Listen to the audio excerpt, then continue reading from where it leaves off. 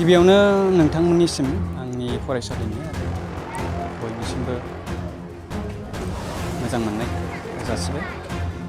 दा दिनैनि जे जोंनि फरायसालिनि जे हाबाफारि बे हाबाफारियानो जाहैबाय आजादी का अमृत महोत्सव। बेखौ गुदि खालामनानै बेखौ मान होनानै आरो हादोरनि गेजेराव जिहेतु रंजाथाइ फोरबो बेखौ फालिनायनि गेजेरजों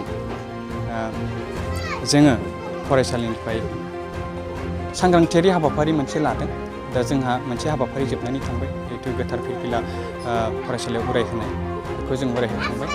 दा दिनैनि बे सांग्रांथियारि हान्जा सुरनायनि गेजेरजों जोंहा फोरोंगिरि हिसाबै मोनसे दायथ' थायो, जिहेतु दिनैनि फरायसायानो गाबोननि नोगोरारि बा दिनैनि फरायसायानो गाबोननि दैदेनगिरि। बे हिसाबै हादरनि उदांस्रिनि सोमोन्दै, बेनि जारिमिननि सोमोन्दै थारै एबा गेबेङै मिथिहोनांगौनि माखासे बाथ्रा थायो।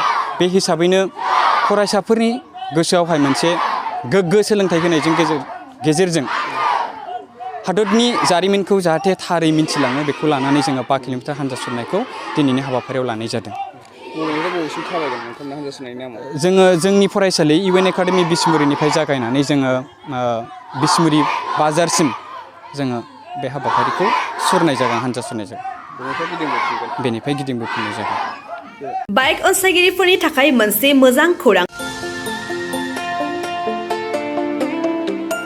Kokrajhar JD road axis bank साखाथियाव थानाय दावहारु अट' एजेन्सिया नोंथांमोननि थाखाय लाबोदों दामाका स्पेशेल अफार। खम बेसेनावनो नोंथांमोना बाजाजनि गुबुन गुबुन मडेलनि बाइक फाइनान्स खालामना नोंथांनि सिमांखौ जाफुंहोनो हागोन।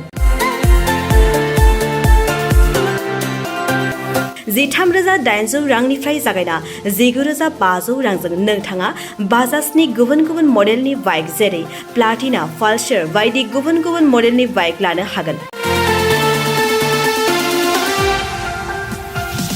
बाइकजों लोगोसे बेसेन होनाङालासे मोनफागोन गंसे हेलमेट।